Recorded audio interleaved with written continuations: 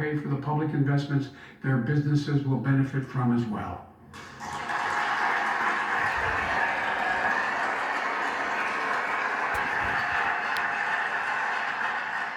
We're going to reward work, not just wealth.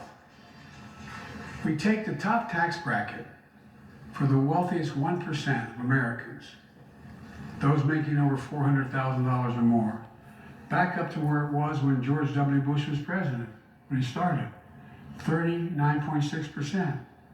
That's where it was when George W. was. Allow Americans to make more than $1 million a year and pay a lower tax rate on their capital gains than Americans who receive a paycheck.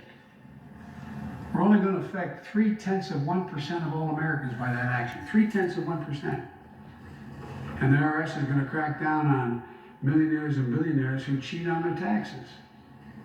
It's estimated to be billions of dollars by think tanks of left, right, and center.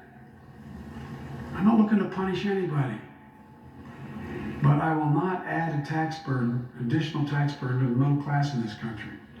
They're already paying enough. I believe what I propose is fair, fiscally responsible, and it raises revenue to pay jobs that will grow the economy and enhance our financial standing in the country. When you hear someone say they don't want to raise taxes on the wealthiest 1% or corporate America, whose taxes you want to raise? Instead, who's they going to cut? Look, the big tax cut of 2017. Remember, it was supposed to pay for itself. That was how it was sold. And generate vast economic growth. It added $2 trillion to the deficit. It was at the very top. Instead of using the tax saving to raise wages and invest in research and development, it poured billions of dollars into the pockets of CEOs. In fact, the pay gap between CEOs and their workers is now among the largest in history. According to one study, CEOs make 320 times what the average worker in their corporation makes. It used to be in the below 100. The pandemic has only made things worse. 20 million Americans lost their job in the pandemic, working and middle class Americans. At the same time, roughly 650 billionaires in America saw their net worth increase by more than $1 trillion in the same exact period. Let me say it again. 650 people increased their wealth by more than $1 trillion during this pandemic. And they're now worth more than $4 trillion. My fellow Americans, trickle down. Trickle down economics has never worked. And it's time to grow the economy from the bottom and the middle out.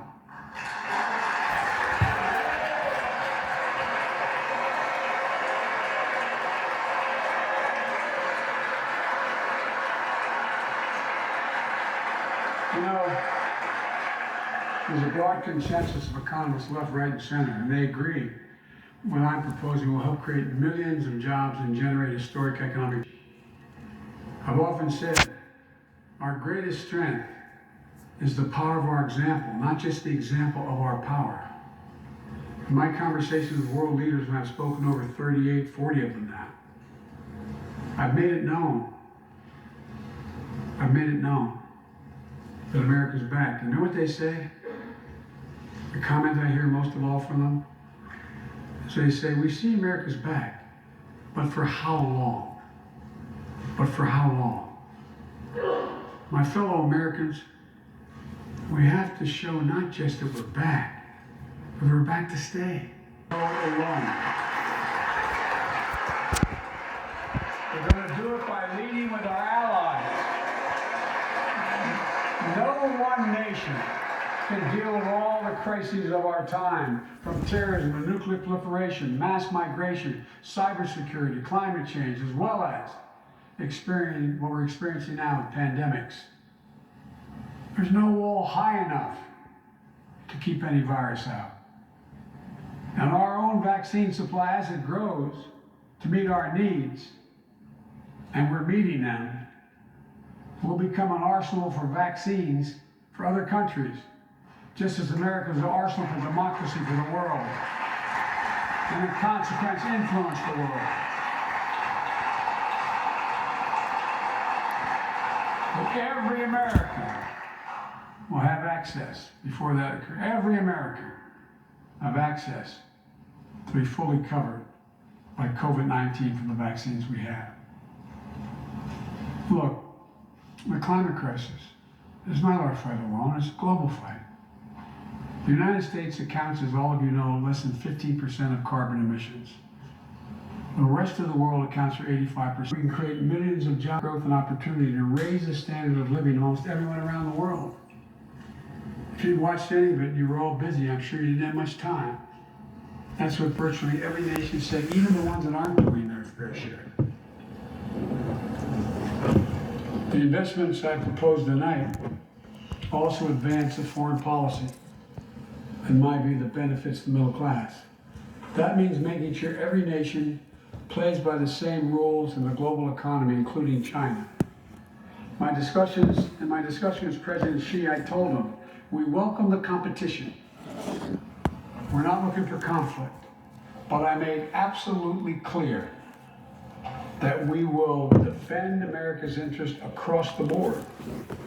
America will stand up to unfair trade practices that undercut American workers and American industries, like subsidies from state to state-owned operations and enterprises, and the theft of American technology and intellectual property.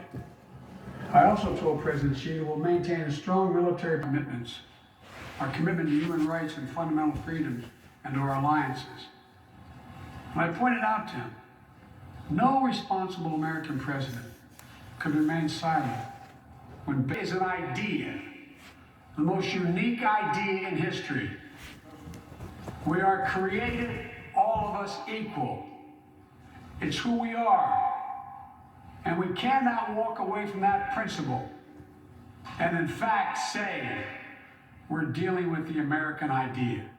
With regard to Russia, I know it concerns some of you, but I made very clear to Putin that we're not going to seek escalation, but their actions will have consequences if they turn out to be true, and they turned out to be true.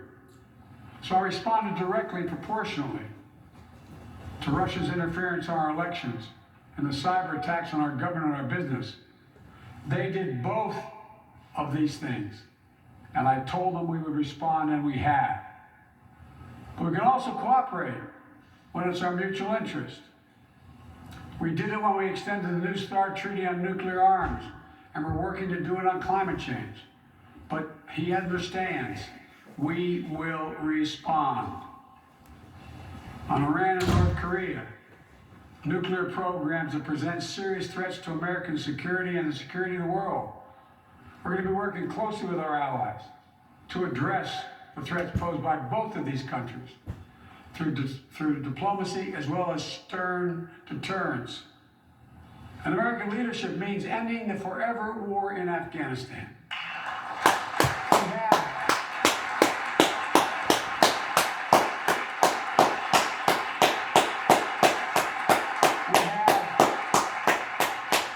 Without hyperbole, the greatest fighting force in the history of the world.